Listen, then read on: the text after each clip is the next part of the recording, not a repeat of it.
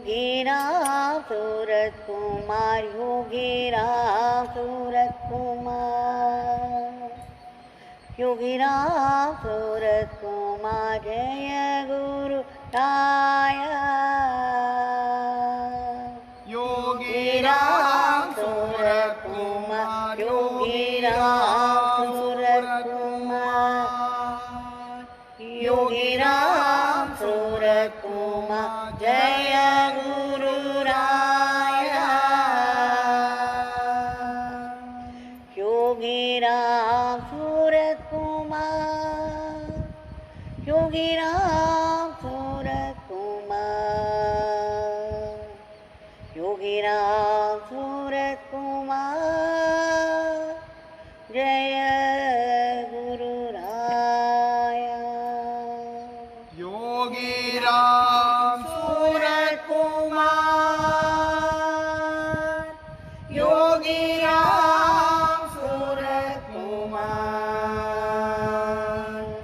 योगीराम सूरत कुमार, जय गुरु राया। भगवान श्री योगीराम सूरत कुमार की सर्वं योगीराम सूरत कुमारार्पणमस्तु।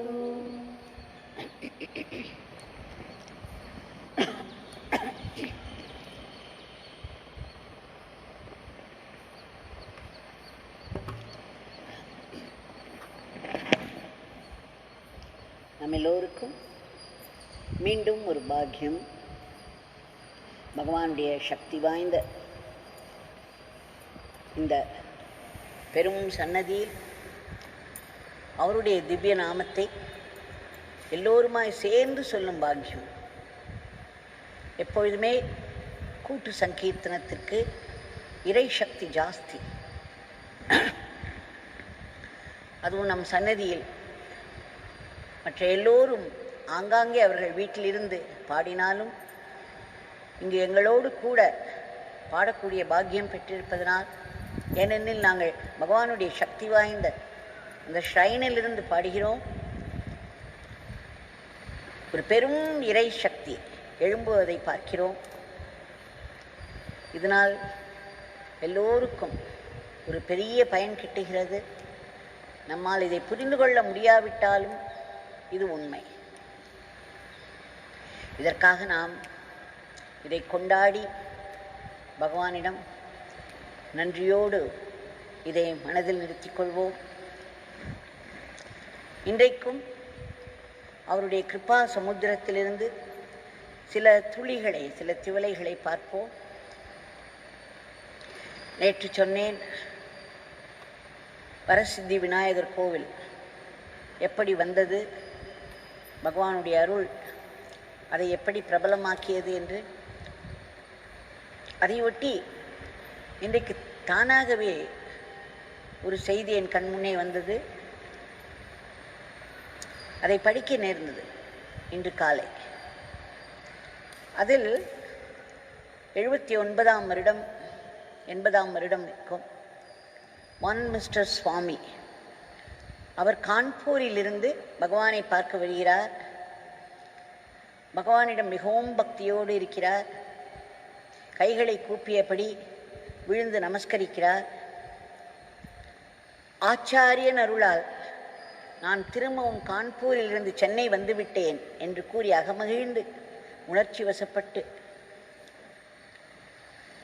தான் பகவானுடைய அருளை பெற்றதை சொல்கிறார். அவர் அதற்கு முன்பு வந்திருந்த பொழுது கான்பூரிலிருந்து சென்னைக்கு வர வேண்டும் என்று அவர் பகவானிடம் பிரார்த்தித்தாராம். அது நடந்துவிட்டது ஆச்சாரியன் அருளால் என்று திரும்ப திரும்ப சொல்லவும் பகவான் சொன்னார், எந்த ஆச்சாரியரை சொல்கிறீர்கள்? சுவாமி, தங்களைத்தான், தாங்கள்தான் எனக்கு ஆச்சாரியர். பகவான் சொன்னார், இல்லை இல்லை, காஞ்சி பெரியவா ஆச்சாரியர், சிங்கேரி பெரியவா ஆச்சாரியர். ஆச்சாரியா என்ற சொல்லுக்கு மரபு வழியில் சில குறிப்பிட்ட மடங்கள் இருக்கின்றன. இந்த பிச்சைக்காரனை ஆச்சாரியார் என்று சொல்லக்கூடாது தம்பி என்றார். இந்த பிச்சைக்காரன் பிச்சைக்காரன், அழுக்கு பிச்சைக்காரன் என்று சொல்லி பெரிதாக சிரித்தார். அப்பொழுது அவர் சொன்னார், சுவாமி, நான் லேபர் இன்ஸ்டிடியூட், சென்னையில் உள்ள லேபர் இன்ஸ்டிடியூட்டில் ஒரு பிள்ளையார் கோவில் கட்ட ஆரம்பித்தேன். ஆனால் எனக்கு மாற்றல் வந்ததினால் அது பாதியில் நின்று விட்டது. அதை சிறப்பாக முடிக்க வேண்டும், கட்டி முடித்து அதற்கு கும்பாபிஷேகம் நடத்த வேண்டும். அதற்காகத்தான் நான் இந்த மாற்றலை கேட்டேன். உங்களிடம் கேட்டவுடன் எனக்கு அது கிடைத்து விட்டது. இனி அந்த பணியை செய்வதற்கும் தாங்கள் அருள் செய்ய வேண்டும் என்று கேட்டார். உடனே பகவான் அவருடைய பையிலிருந்து நீளமாக கைவிட்டு ஒரு 10 ரூபாய் நோட்டை எடுத்து நீட்டினார். இதை இந்த பிச்சைக்காரன் காணிக்கையாக எடுத்துக்கொள்ளுங்கள். அந்த பிள்ளையார் கோவில் கட்டும் செலவுக்கு மட்டுமே இதை உபயோகித்துக் கொள்ள வேண்டும். நீங்கள் சிறப்பாக அதை கட்டி முடிப்பீர்கள், சிறப்பாக கும்பாபிஷேகம் நடக்கும், கோவில் நன்றாக வரும் என்று ஆசீர்வதித்தார். இவையெல்லாம் நமக்கு தெரிய வரும் செய்திகள். தெரிய வராமல் எத்தனையோ இருக்கின்றன. நம்முடைய சுவாமி மறைந்து மறைந்து பகவானுடைய அந்த பிரபஞ்ச பணியை பண்ணி வந்தார். அவருக்கு ஒரு சமயத்து அணுக்கு தொண்டராய் இருந்த பாண்டிச்சேரி ஜெகநாதன் அவர்கள் சொல்வார், சுவாமி அவரை ஒரு பாறையின் மேல் உட்கார வைத்துவிட்டு எங்கேயோ ஒரு ஓரத்தில் உட்கார்ந்து தந்தையுடைய வேலையை செய்து கொண்டிருப்பார். யாரேனும் வந்தால் ஜெகநாதன் அவர்கள் உடனே இவருக்கு தெரிவிக்க வேண்டும். உடனே இவர் தன்னுடைய கொட்டாங்கச்சி, விசிறி, பேப்பர் எல்லாவற்றையும் எடுத்துக்கொண்டு அந்த இடத்திலிருந்து ஓடிவிடுவாராம். அப்படி அவர் கூட்டங்களை தவிர்த்து தன்னுடைய தந்தையின் பிரபஞ்ச பணியை ஆற்றி வந்தார். இதை நான் சுதாமாவில் இருக்கும் பொழுது பகவானை பல நிலைகளில், பல டைமென்ஷனில் அவருடைய அந்த இன்டென்ஸ் ஆக்டிவிட்டி, அந்த ஒர்க் எப்படி அவர் நடத்தினார் என்பதை பார்த்தேன். ஏதோ நமக்கு தெரிய வந்த சில துளிகளை நாம் பார்க்கிறோம்.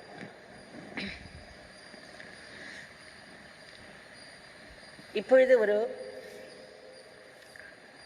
நகைச்சுவையோடு கூடிய ஒரு நிகழ்ச்சியை பார்ப்போம். எல்லோருக்கும் தெரியும், ஆசிரமம் ஆரம்பித்த காலத்தில் திரு ஜனார்தனன் அவர்களுடைய பெரும் முயற்சியினாலும் உழைப்பாலும் அவருடன் சேர்ந்திருந்த அத்தனை நண்பர்களாலும் இந்த இடமானது வாங்கப்பட்டது. பகவானுடைய பெரும் கருணையின் துணையுடன்.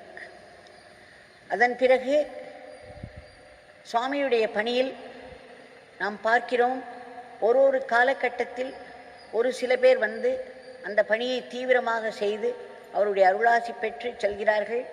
அடுத்த காலகட்டத்தில் வேறு சிலர் வருகிறார்கள். இது நாம் தொடர்ந்து நடந்து வருவதை பார்க்கிறோம். அப்படி திரு ஜனார்தனன் அவர்களுக்கு பிறகு ஸ்ரீ மணி அவர்கள் இந்த ஆசிரம பொறுப்பை ஏற்றுக்கொண்டார். அப்பொழுது அது ஆரம்ப காலம்.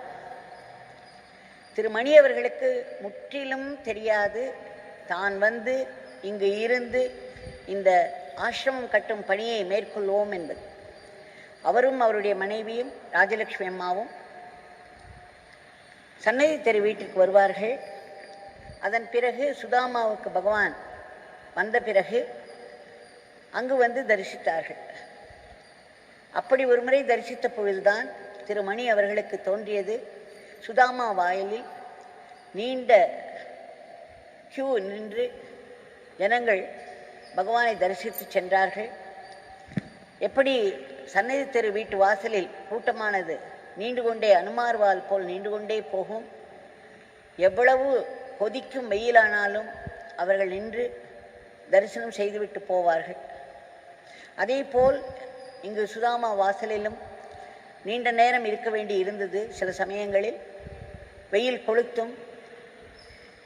இதை கண்ணுற்ற திருமணி அவர்களுக்கு ஒரு கருத்து தோன்றியது, பகவானுக்காக ஏதாவது நாம் செய்ய வேண்டும்.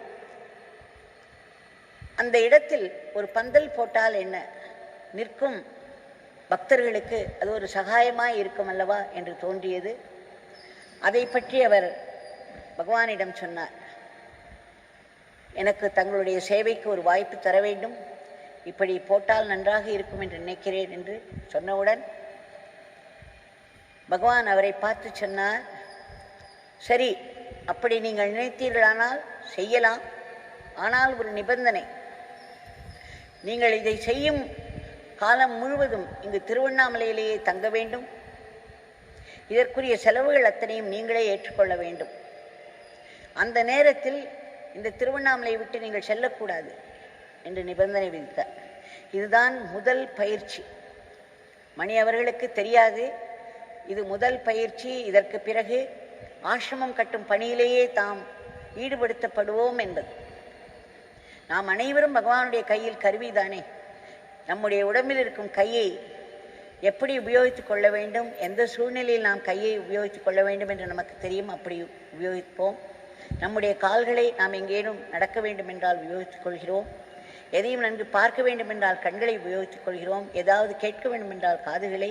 இப்படி நம் உடம்பில் உள்ள உறுப்புகள் அனைத்தையும் அதனதற்குரிய வேலையை தகுந்த சூழ்நிலையில் செய்வதற்கு நாம் ஈடுபடுத்திக் கொள்கிறோம் அல்லவா? அதே மாதிரி இறைவன் நம் ஒவ்வொருவரும் அவருடைய கையில் கருவிதான், எப்பொழுதுமே கருவிதான். நமக்கு அது தெரியவில்லை. தெரிய வரும்பொழுது நாம் பக்தர்களாகவும் பிறகு மகான்களாகவும் ஆகிவிடுகிறோம். அந்த மாதிரி இந்த ஒரு கருவி சுவாமியுடைய கையில் இருந்து விழுந்தது. அந்த காலகட்டத்தில் இந்த கருவிக்கு ஒரு தேவை வந்தது. உடனே அதற்கு பகவான் பயிற்சி கொடுக்க ஆரம்பித்தார். இவரும் இந்த முயற்சியில் ஈடுபட்டார். பகவானுடைய நிபந்தனைகளை கட்டுப்பட்டு அதன் பிறகு ஒரு சூழ்நிலையில் அவரே ஆசிரமம் கட்டும் பணியை ஏற்க வேண்டி வந்தது. அந்த காலகட்டத்தில் ஒரு நகைச்சுவையான ஒரு நிகழ்ச்சி பின்னால் இங்கு வரும்போதெல்லாம் எங்களிடம் சொல்வார். திரு மணி அவர்கள் மிகவும் சுவையாக சொல்வார். அதை நாங்கள் எல்லோரும் விழுந்து விழுந்து சிரித்தோம். அதாவது அவர் தான் பகவானுடைய பணி செய்ய போகிறோம் என்ற நினைவு இல்லாததனால் அவருடைய வாழ்க்கை, அவர் ஒரு சோஷியல் லைஃப் என்று சொல்வார்கள் அல்லவா, அந்த சமூகத்தில் சென்னையில் அதற்குரிய வாழ்க்கையை வாழ்ந்து வந்தார். அதனால் அவருக்கு நான்வெஜ் சாப்பிடும் பழக்கம் இருந்தது. இன்னும் சில பழக்கங்கள் இருந்தன. அவை மிகவும் இயற்கை. அவர் வாழ்ந்த சூழ்நிலையில் அவருக்கு அது மிகவும் இயற்கையாக இருந்தது. ஆனால் பகவானிடம் வந்து சிக்கிவிட்டார். ரமண மகரிஷி சொல்வார், புலி வாயில் அகப்பட்டது. ஒரு குருவின் கண் பார்வையில் பட்ட ஒரு சிஷ்யன், ஒரு பக்தன் புலி வாயில் பட்ட இறைக்கு சமானமாகும் என்பார். நம்மை எப்படியெல்லாம் ஆட்டி படைக்க வேண்டுமோ அப்படி ஆட்டி படைத்து நம்மை ஒரு குயவன் எப்படி ஒரு பானையோ ஒரு பாண்டத்தையோ உருவாக்குவது போல் நம்முடைய குருநாதர் நம்மை உருவாக்கி விடுவார். நம்முடைய பணிக்கு ஏற்றவாறு நம்மை உருவாக்கி விடுவார். அதற்குரிய பயிற்சியை நமக்கு அளிப்பார். அதற்குரிய முயற்சியை நம்மை ஏற்றுக்கொள்ள வைப்பார். இவருக்கு பகவான் ஆசிரம பணிக்கு வந்த பிறகு பகவான் சொன்னார், ஆசிரமத்தில் இருக்கக்கூடிய இந்த உணவு, கிடைக்கக்கூடிய உணவு, அந்த பழக்கங்கள் மட்டுமே இருக்க வேண்டும். உங்களுக்கு பிடித்த உணவுகளை எல்லாம் நீங்கள் இங்கு ஆசிரமத்தில் சாப்பிட முடியாது என்று கூறிவிட்டார். மணி அவர்களும் அவருக்கு அந்த நேரத்தில் கடுமையான உழைப்பு தேவையாய் இருந்தது. நிறைய ஆட்கள் வேலைகளை எடுத்துக்கொண்டு செய்த பொழுது அவர் அதை மேற்பார்வை பார்க்க வேண்டிய நிலை. அதில் நிறைய நேரம் மூழ்கி விடுவார். ஆனாலும் உள்ளூர நாட்கள் செல்ல செல்ல ஒரு ஏக்கம் இருந்து கொண்டே இருந்தது. அதாவது இந்த நான்வெஜ் சாப்பிட வேண்டும், ஒரு முறையாவது எங்காவது சாப்பிட வேண்டும் என்ற ஏக்கம் இருந்தது. இது ஆசிரமத்தில் அனுமதிக்கப்படாமா, எப்பொழுதுமே எந்த ஆசிரமத்திலும் அதை அனுமதிக்க மாட்டார்கள். அதற்குரிய இடம் அல்ல அது, அதை விடுவதற்குரிய இடம் அது. அந்த மாதிரி பழக்க வழக்கங்களை விட்டு இறைவனிடம் மனதை செலுத்த வேண்டிய பயிற்சிக்கான இடமல்லவோ ஆசிரமம். பகவான் அவரை எவ்வளவு தூரம் உருவாக்க முடியுமோ அப்படி உருவாக்கி வந்தார். இவருக்கு ஒரு நாள் தாங்கவே முடியவில்லை. எப்படியாவது சாப்பிட்டு விட வேண்டும் என்ற ஒரு இது. ஆசிரம இடத்தில் தானே சாப்பிடக்கூடாது, அருகில் இருக்கும் ஏதாவது ஒரு வீட்டில் சாப்பிடலாம் என்ற ஒரு சூழ்நிலை. அவர் அப்பொழுது அந்த மாப்பிள்ளை பங்களோ என்று சொல்லப்படும் அந்த முதலியார் வீட்டில்தான் இருந்தார். ஒரு போர்ஷன் அவர்கள் கொடுத்திருந்தார்கள். பகவான் அங்கு சென்று சிறிது நேரம் கழிப்பது வழக்கம், தேவைப்படும் பொழுதெல்லாம். அந்த வீட்டில்தான் அவர் அப்பொழுது இருந்தார். அதனால் காலை பகவான் தரிசனம் கொடுத்து கொண்டிருந்த பொழுது ஒரு 11:15 ஒரு அட்டெண்டரை அழைத்து, நீ போய் ஒரு ஹோட்டலில் சிக்கன் பிரியாணி வாங்கின் வா, அதை மாப்பிள்ளை பங்களோவில் என்னுடைய அறையில் வைத்துவிடு என்று சொல்லிவிட்டார். பகவானிடம் நாம் எதை மறைத்தாலும் மறைக்கவே முடியாது என்று தெரியும் அல்லவா? அவருக்கும் அது தெரியும். பகவானுக்கு தெரியாத விஷயம் என்ன இருக்கிறது? பகவான் சொல்லியிருக்கிறார், 1,00,000 பேர், 1,000,000, 1,00,00,000 யாருக்கு எந்த உதவி எந்த நேரத்தில் தேவைப்பட்டாலும் அவருடைய நாமம் சொல்லிய அந்த நேரத்தில் அந்த உதவி அவர்களுக்கு கிடைக்கும். அத்தனை பேரும் கூப்பிட்டாலும் வெவ்வேறு இடங்களிலிருந்து அந்தந்த இடங்களில் போய் அந்தந்த உதவியை செய்ய முடியும். அப்படி ஒரு பவர் அவரிடம் இருந்ததாக இருக்கிறது என்று சொல்வார். அது எப்பொழுதாவது தனியே இருக்கும் பொழுது சொல்வார். இப்படி பகவான் அன்றைக்கு என்ன செய்தார்? 12 மணிக்கு தரிசனம் முடித்தவுடன் மணி, இந்த பிச்சைக்காரன் நீங்கள் சுதாமாவுக்கு வர வேண்டும் என்று விரும்புகிறான் என்று சொன்னார். சரி, இவர் ஏதோ ஒரு வேலை கொடுக்க போகிறார், அதை போய் பார்த்து விட்டு வந்து விடலாம் என்று நாங்கள் போன பிறகு சிறிது நேரத்தில் அவர் வந்தார். வந்தவுடன் பகவான் அவரை கூட்டு பக்கத்தில் உட்கார வைத்து கொண்டார்.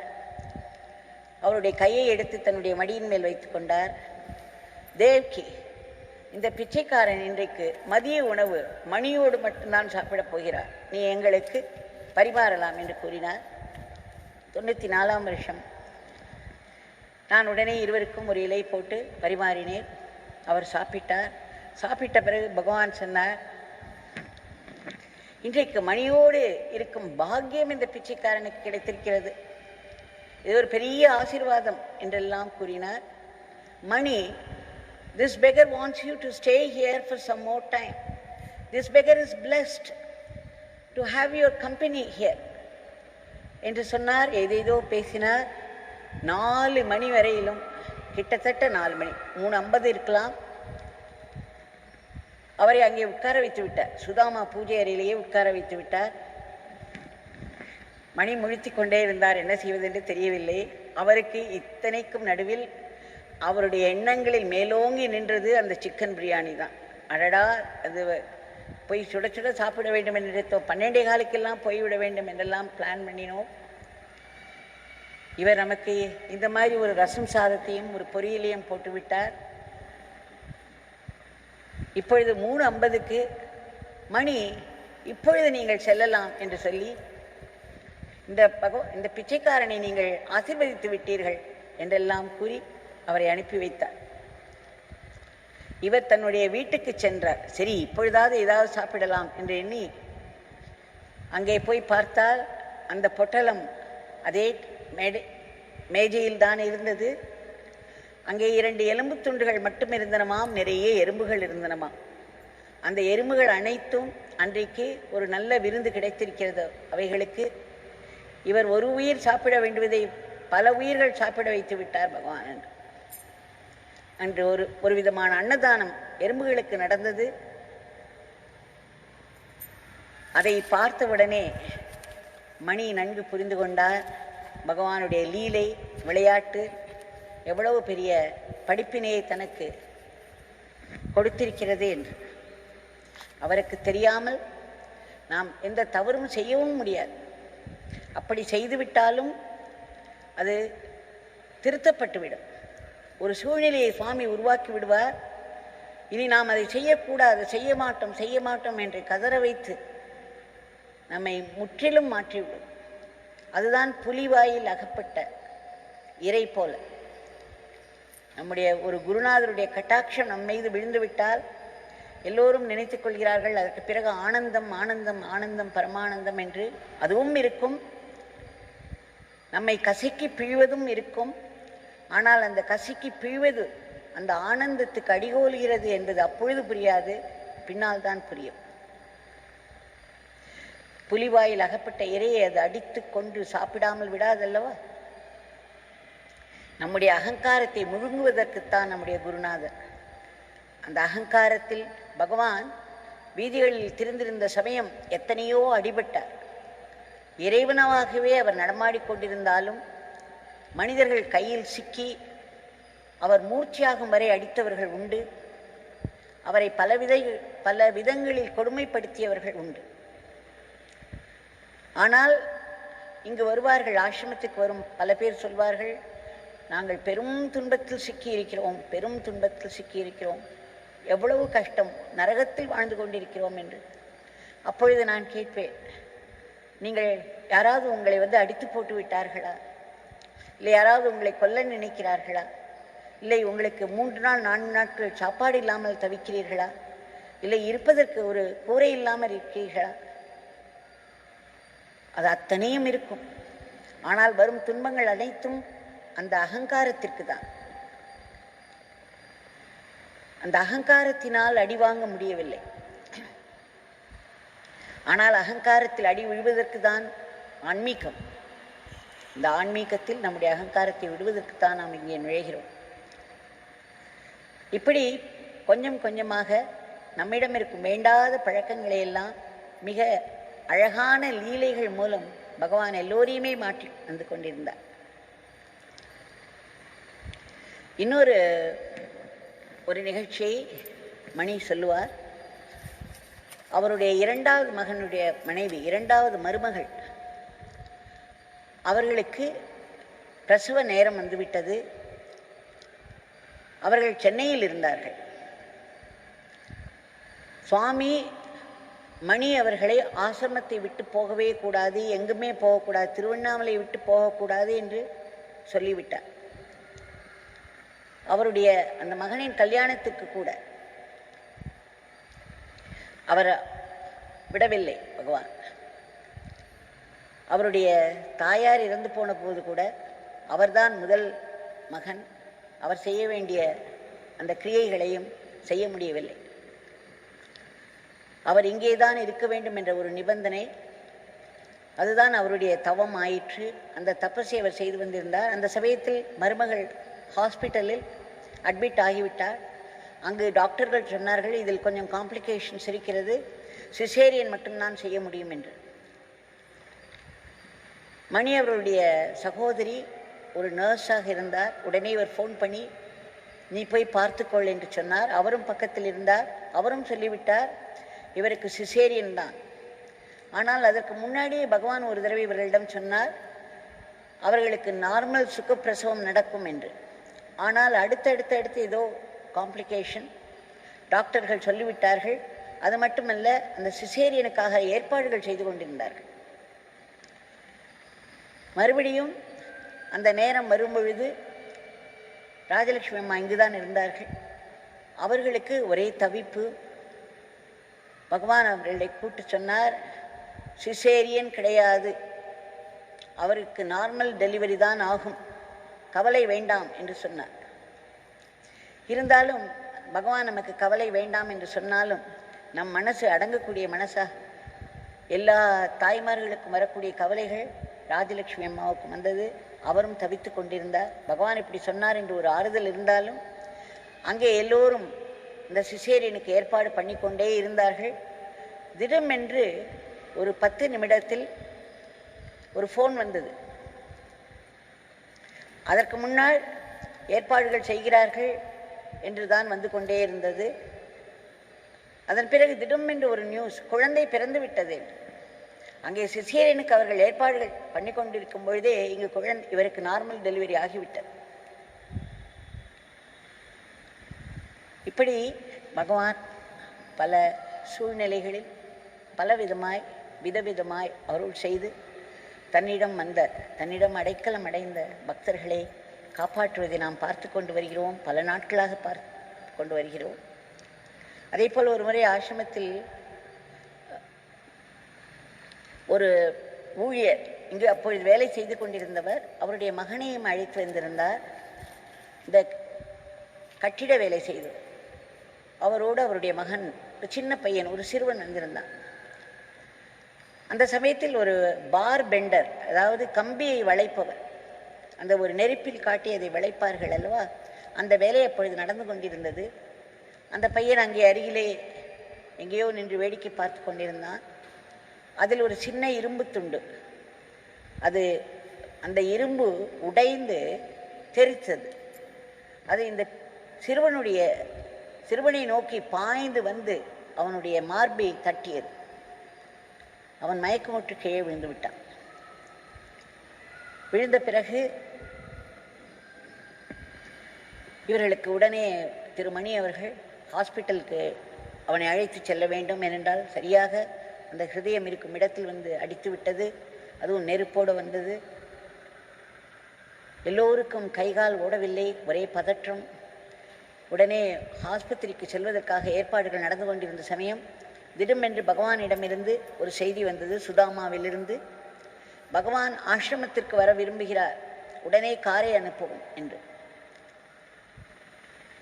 அந்த காரைத்தான் இந்த குழந்தையை எடுத்து செல்வதற்கு அவர்கள் பிளான் பண்ணி கொண்டிருந்தார்கள். ஆனால் பகவான் அந்த காரை சுதாமாவிற்கு அனுப்பும் என்று சொன்னவுடன் உடனே மணி அதை செய்தார். பகவான் அந்த காரில் ஏறி ஆசிரமத்திற்கு வந்தார்.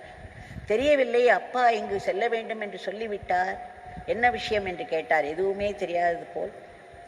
உடனே இந்த சிறுவனிடம் வந்து அமர்ந்து அவனுடைய நெஞ்சில் கை வைத்து தேய்த்தார். அவனுடைய தலையில் கை வைத்து ஆசீர்வதித்தார். அந்த பையனுக்கு நினைவு திரும்பியது. அதன் பிறகு அவன் எழுப்பி உட்கார்ந்து சற்று சுற்றுமுற்றும் பார்த்து ஆசுவாசம் பண்ணி கொண்ட பிறகு பகவான் சொன்னார், இவனுக்கு ஒன்றுமில்லை, எல்லாம் சரியாகிவிட்டது, கவலைப்பட வேண்டாம். அந்த பையனுடைய தந்தையின் கண்ணிலிருந்து தாரை தாரையாக கண்ணீர் வந்தது. எங்கோ உட்கார்ந்திருந்த சுதாமாவில் இருந்து, ஏதோ வேலையில் இருந்த பகவான் ஆசிரமத்தில் இந்த பையனுக்கு இப்படி ஆகிவிட்டது என்று தெரிந்து அங்கிருந்து வேகமாக ஓடி வந்து அவனை ஆஸ்பத்திரிக்கு எடுத்து போவதற்கு முன்னால் பிடித்து அவனுடைய மார்பை தொட்டு தலையை தொட்டு ஆசீர்வதித்து அவனை மீண்டும் சகஜமாக்கி ஒரு குணப்படுத்தி ஒரு ஆரோக்கியத்துக்கு கொண்டு வந்தார். இப்படி பல நிகழ்ச்சிகள், அந்த 7 வருடங்களில் எத்தனையோ நிகழ்ச்சிகள் சொல்லிக்கொண்டே போகலாம். அந்த பகவான் நம் கண்முன்னே இப்பொழுது அர்ச்சாவதாரமாய் அவரே பிரதிஷ்டை செய்த அந்த பகவான் இதோ நம் கண்முன்னே நின்று கொண்டிருக்கிறார். கையை உயர்த்தி ஆசீர்வதித்துக் கொண்டிருக்கிறார். அவர் கையிலிருந்து ஆசீர்வாதம் எப்பொழுதும் அந்த வண்ணம் இருக்கிறது. அவரிடம் இன்றைய பிரார்த்தனையை நாம் வைப்போம்.